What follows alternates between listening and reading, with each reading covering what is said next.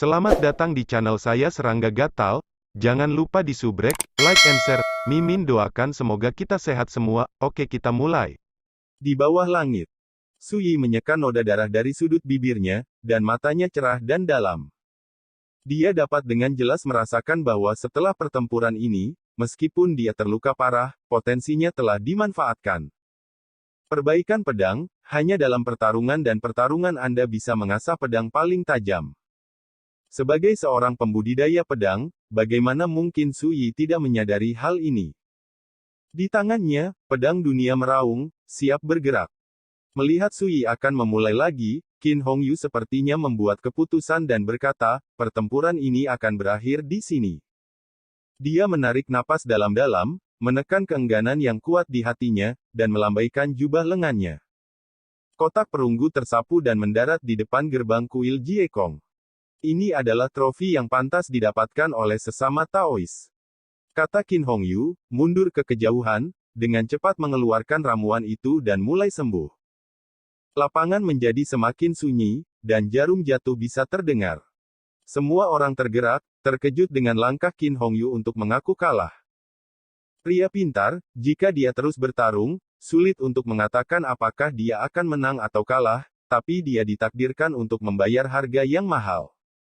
Kingxi Jianxian berkomentar, di sekitarnya, ada serigala di sekitar, mengincar harimau, jika dia tidak mundur saat ini, dia akan dianggap sebagai mangsa oleh orang lain. Roh-roh mati itu sama sekali tidak monolitik, mereka berasal dari kekuatan kultivasi yang berbeda, yang juga ditakdirkan bahwa sekali Qin Hongyu terluka parah, roh mati lainnya pasti akan menatapnya. Buddha Jiekongjian berkata, dia hanyalah jiwa yang mati, dan tidak pernah membangun kembali tubuh Tao yang asli, jadi luka yang dideritanya dalam pertarungan bahkan lebih berat, dan jika dia terus bertarung, dia tidak akan menjadi lawan Su Daoyou. Saat berbicara, dia mengeluarkan polong teratai abu-abu dan menyerahkannya kepada Wei San, teman Taois, Yulao berikan ini kepada teman Taois Su. Wei San buru-buru setuju. Aku akan melawanmu. Di luar, seseorang bergegas keluar dan menyatakan perang dengan niat membunuh. Ini adalah pria berjubah emas yang memegang tombak perak. Banyak orang memarahi tercela, betapa tidak tahu malu mengambil murah saat ini. Adegan ini membuat beberapa jiwa yang mati tidak dapat menonton. Pria tua berjubah hitam yang berdiri di atas gajah giok putih mendengus dingin, Qiyu Shaoqi, kamu juga orang sungguhan yang lahir di alam Dao, dan para tetua dari faksi besar, tapi sekarang kamu melakukan hal seperti itu. Kesepakatan murah. Apakah Anda masih menginginkan wajah? Itu benar, itu tidak tahu malu. Bah, ini seperti memanfaatkan api. Katakan padamu, dengan kursi ini di sini, kamu tidak bisa mengambil kesempatan ini untuk menembak. Suara-suara arwah yang telah meninggal semuanya menunjuk ke arah pria berjubah emas bernama Qiyu Shaoqi. Mereka tidak menemukannya karena hati nurani, tetapi mereka tidak ingin membiarkan Qiyu Shaoqi memanfaatkannya. Qiyu Shaoqi tidak tergerak. Anda belajar dari satu sama lain, apakah Anda baik-baik saja? Bawalah rampasan, aku tidak akan menolak untuk melawanmu. Saat ini, Su Yi telah memperoleh polong teratai abu-abu yang tidak mencolok dari Wei San. Dia juga mempelajari asal-usul benda ini, dan tidak bisa tidak disegarkan. Qiyu Shaoqi tiba-tiba tertawa, melihat sekeliling, dan berkata, semuanya, rekan Taois Su telah berjanji untuk melawanku, apalagi yang bisa kamu katakan. Jiwa-jiwa mati itu mendengus dingin, wajah mereka suram. Qiyu Shaoqi merasa puas, dia membuka telapak tangannya, dan sebuah cincin penyimpanan muncul, di antara mereka, ada 19 eliksir kenaikan dan 13 bahan ilahi kenaikan. Selama kamu menang, cincin ini harta karun di dalamnya adalah milikmu. Berbicara, dia mengangkat tangannya dan melemparkannya, dan cincin penyimpanan itu mendarat di depan gerbang kuil Jiekong, kamu bisa memeriksanya dulu. Tidak, jika kamu berani berbohong padaku, kamu akan mati hari ini. Kata Su Yi, membuka sudut polong teratai hitam, dan mengeluarkan salah satu biji teratai. Dari segi kekuatan, dia sedikit kalah dengan Qin Hongyu. Dia awalnya berencana untuk menyerang lebih dulu dan melihat tawaran besar, tetapi sekarang situasinya telah terbalik. Keuntungannya hilang. Ini membuatnya menggertakkan giginya, tetapi dia tidak punya pilihan dan memutuskan untuk menyerah. Tunggu, aku. Qiyu Shaoqi hendak mengaku kalah. Ledakan. Cahaya pedang menebas, menenggelamkan suaranya. Pada saat ini, Su Yi membalas dengan caranya sendiri, dan tidak memberi Qiyu Shaoqi kesempatan untuk mengaku kalah, mengayunkan pedangnya dan menebas dengan marah. Dentang. Dalam tabrakan yang menghancurkan bumi, tombak perak di tangan Qiyu Shaoqi terguncang dan terbang keluar, dan seluruh orang itu terbang seperti layang-layang dengan tali putus, berteriak. Tapi sebelum dia bisa berdiri teguh, Su Yi telah membunuhnya lagi. Ledakan. Kekosongan itu bergejolak dan kacau.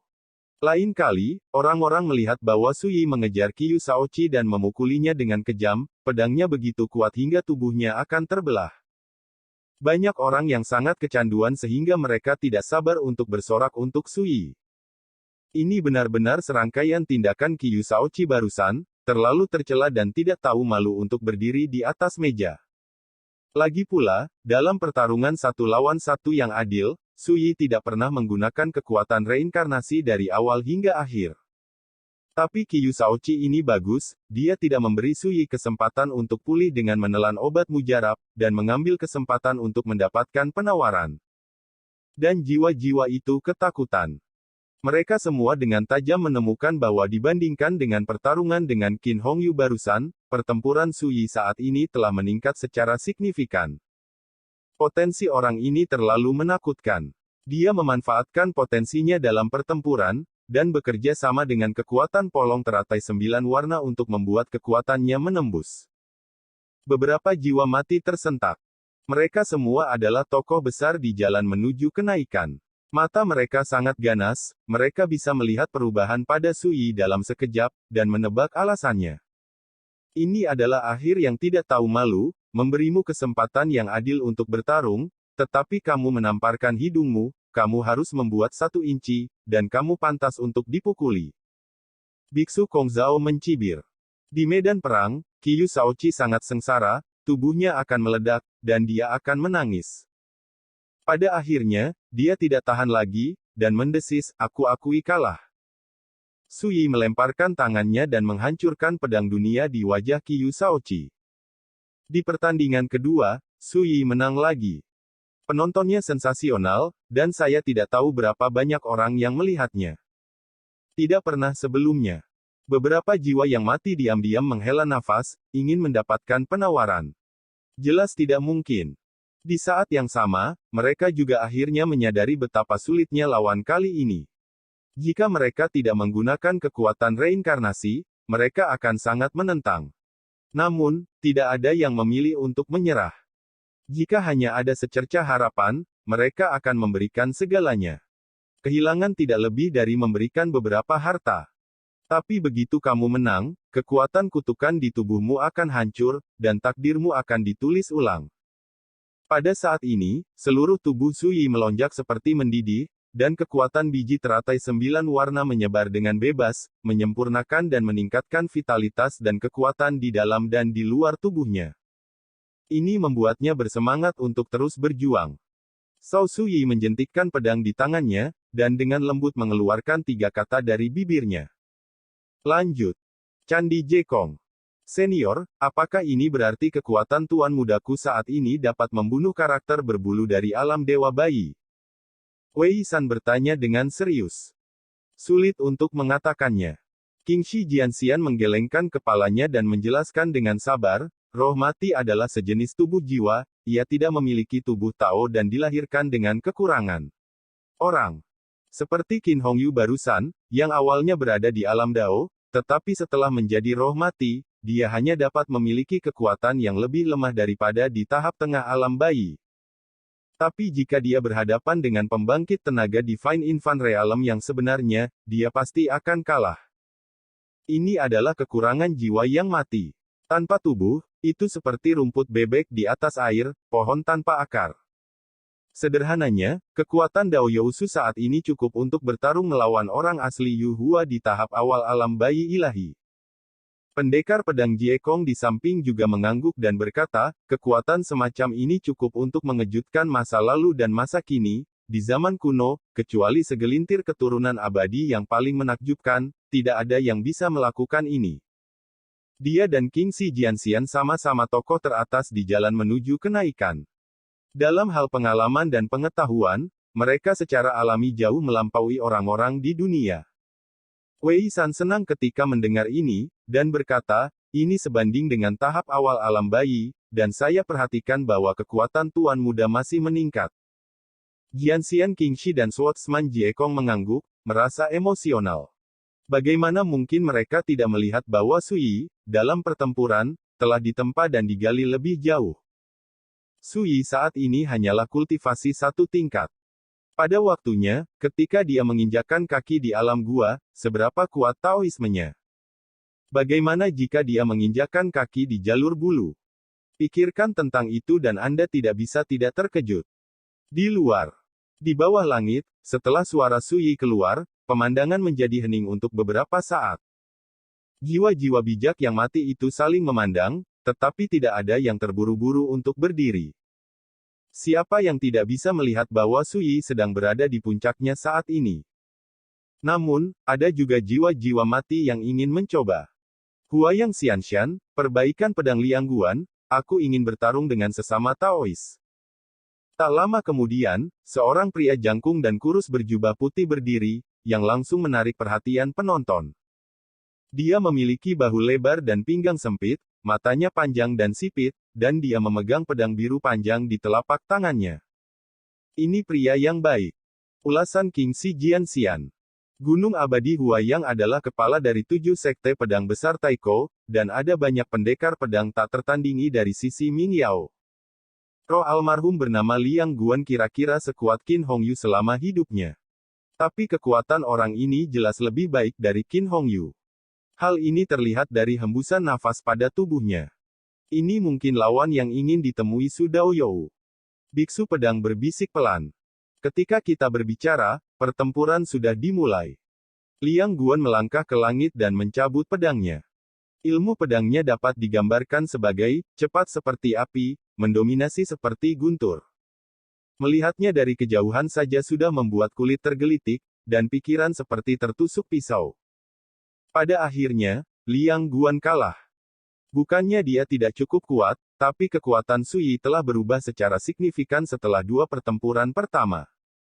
Dan dia menelan biji teratai dari polong teratai 9 warna, yang membuat tingkat kultivasinya naik, dan dia hanya berjarak 1 baris dari memasuki tahap akhir kesatuan. Oleh karena itu, dalam pertempuran, meskipun itu adalah pertarungan 1 lawan 1, seiring berjalannya waktu, Sui akan selangkah demi selangkah tetap di atas. Pada akhirnya, dalam waktu kurang dari setengah jam, Sui datang dari timur dengan pedang dan menerbangkan Liang Guan dengan pisau, menderita kerusakan berat. Sayangnya, tubuh saya tidak ada, jika tidak, pertempuran ini tidak akan hilang begitu cepat. Liang Guan menghela nafas. Dia mengeluarkan kotak perunggu dan meletakkannya di depan kuil Jiekong. Sui berkata dengan ringan, kamu adalah jiwa yang mati tanpa tubuh Tao, dan aku adalah raja dari alam bersatu yang tidak pernah menginjakkan kaki di jalan kenaikan. Sayang sekali untuk mengatakannya. Liang Guan terkejut, mengangguk, bangkit dan membungkukkan tangannya dan berkata, saya telah diajari. Dia berbalik dan melangkah keluar lapangan. Sui menghela nafas panjang. Membelah. Tapi Sui tidak peduli sama sekali. Pertempuran sengit seperti itu terlalu jarang. Dia sudah lama tidak bertemu dengannya. Ini adalah anggur terkuat di dunia. Dia dapat dengan jelas merasakan bahwa setiap inci tubuhnya tampak melonjak dengan api yang berkobar, dan setiap pikiran dirangsang oleh keinginan untuk bertarung, menghasilkan hasrat yang tak tertandingi. Apa itu perbaikan pedang? Dengan pedang di telapak tangan Anda, pertempuran tidak akan pernah berakhir. Lanjut. Sui membuka mulutnya, dan 3 kata mengambang itu terdengar jelas di telinga semua orang yang hadir. Suasananya membosankan. Hingga saat ini, Sui telah memenangkan 3 pertandingan berturut-turut. Ini membuat para penonton tercengang, seperti keajaiban. Itu juga membawa tekanan besar bagi mereka yang hadir. Rekan Taoisu, bisakah kamu berani bersaing denganku dengan kekuatan jiwamu? Tiba-tiba, lelaki tua berjubah hitam yang berdiri di atas gajah giok putih itu membuka mulutnya. Dia penuh dengan energi iblis, seperti dewa iblis yang tak tertandingi. Beberapa roh yang sudah meninggal mengejek, dan mereka dapat membuat tuntutan yang tidak masuk akal, yang menunjukkan betapa tidak tahu malunya lelaki tua ini. Orang tua, bahkan jika kamu adalah roh mati, kamu masih berada di alam kenaikan, bagaimana kamu bisa begitu tidak tahu malu? Biksu Kongzao terdengar seperti trompet, penuh ironi. Cara jiwa yang dipupuk oleh lelaki tua itu sebelum kematiannya hanyalah sebuah saran, dan dia tidak pernah mengatakan bahwa rekan Taoisu harus setuju. Pria tua berjubah hitam itu berbicara dengan ringan, dan tidak keberatan dengan tatapan mengejek dari sekelilingnya. Suyi melihat ke atas dan ke bawah lelaki tua berjubah hitam itu dan berkata, jika kamu bersaing dengan kekuatan jiwa, aku khawatir kamu akan kalah lebih cepat. Penonton tercengang. Pria tua berjubah hitam itu disebut Huayin Real Man, dan dia mahir dalam misteri jiwa. Di antara mereka, dia juga salah satu tokoh teratas. Lagi pula, semua jiwa yang mati adalah roh, dan hal yang paling ditakuti adalah melawan karakter yang mahir dalam mistisisme roh seperti Zenren Huayin. Tapi sekarang, Suyi sepertinya tidak takut sama sekali. Apa kamu yakin? Pria tua berjubah hitam Huayin tampak aneh. Suyi berkata, coba. Orang asli Huayin tertawa, menyapu matanya, dan berkata, semua orang telah melihatnya, Sudao You yang berinisiatif untuk memilih bertarung dengan kekuatan jiwa, bukan orang tua yang sengaja menggertak yang lemah. Dia terlihat sangat bahagia dan bangga, dengan senyuman di sudut alis dan matanya. Ini membuat semua orang diam. Suyi setuju, apalagi yang bisa mereka katakan. Rekan Taoisu, orang tua itu diterima. Suara Huayin masih bergema, dan sosok itu tiba-tiba menghilang begitu saja. Berteriak. Dalam sekejap, orang-orang nyata Huayin yang tak terhitung jumlahnya muncul entah dari mana, dan bergegas menuju Suyi dari segala arah. Banyak jiwa yang mati berubah warna dan menghembuskan napas dingin. Menjadi 1000 hal. Ini adalah metode rahasia jiwa ilahi yang sangat aneh. Su Yili tidak bergerak. Karena dia berkata ingin bersaing untuk mendapatkan kekuatan jiwa, dia tidak akan mengingkari janjinya. Ledakan. Lautan kesadarannya meraung dan berubah menjadi pusaran kendo yang sangat besar. Melihat ini, Huayin yang asli tidak bisa menahan tawa ke langit. Dengan avatar jiwa yang tak terhitung jumlahnya, dia langsung bergegas ke pusaran air kendo. Ledakan. Orang asli Huayin bergegas ke lautan pengetahuan Sui. Ini. Semua orang terkejut. Beberapa jiwa yang mati bahkan lebih berkedip dan siap bergerak. Setiap orang dapat melihat bahwa Huayin yang asli telah memasuki lautan kesadaran Sui, yang berarti bahwa Sui dapat diambil alih oleh Huayin yang asli kapan saja. Bagaimana bisa? Banyak penonton yang kaget, bagaimana bisa penonton begitu ceroboh? Kingxi Jianxian dan Jie Kong Jianseng juga merasa lengah, dan ekspresi mereka juga berubah. Saat keduanya hendak datang untuk menyelamatkan. Ah! Teriakan melengking menembus langit. Semua orang terkejut. Dia bergerak-gerak seperti orang gila. Semua orang merasa ngeri dan terkejut dengan pemandangan yang tiba-tiba ini. Apa kamu setuju? Sui bertanya sambil tersenyum. Pada awalnya, Lord of Blood Lantern juga menerobos lautan kesadarannya, tetapi benar-benar ditekan. Dan orang asli Huayin ini, setelah bergegas ke lautan kesadarannya, hasilnya sama dengan lampu darah Buddha Lord, dia dengan mudah ditekan, dan hampir dihancurkan oleh nafas pedang 9 penjara. Melayani. Orang asli Huayin berteriak dengan suara bergetar, wajahnya penuh kengerian. Sudah kubilang sebelumnya bahwa jika kamu bersaing dengan kekuatan jiwa, kamu hanya akan kalah lebih cepat. Sui berkata, tinggalkan jarahan dan pergi. Orang asli Huayin buru-buru mengeluarkan gelang penyimpanan, lalu segera meninggalkan panggung, duduk di atas gajah giok putih untuk menyembuhkan. Dia terluka parah, dan jiwanya akan retak, yang mengerikan. Adegan ini juga mengejutkan semua orang yang hadir. Tidak mungkin membayangkan pengalaman seperti apa yang baru saja dialami Huayin hingga kehilangan begitu menyedihkan. Untuk sesaat, tatapan jiwa-jiwa mati yang memandang Sui berubah lagi. Pedang abadi Kingxi dan pedang biksu Jie Kong sama-sama menghela nafas lega, saling memandang, dan tidak bisa menahan tawa pada diri mereka sendiri. Bahkan mereka tidak bisa melihat misterinya, dan mereka terkejut. Seharusnya tidak begitu. Siapa lagi? Biksu Kong Zhao sangat bangga, dan matanya mengamati penonton.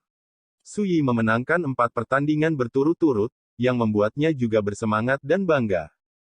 Tentu saja, yang lebih penting, mereka juga memanen sejumlah jarahan yang kaya dan menarik, yang semuanya merupakan harta tingkat bulu, dan nilainya tak terukur.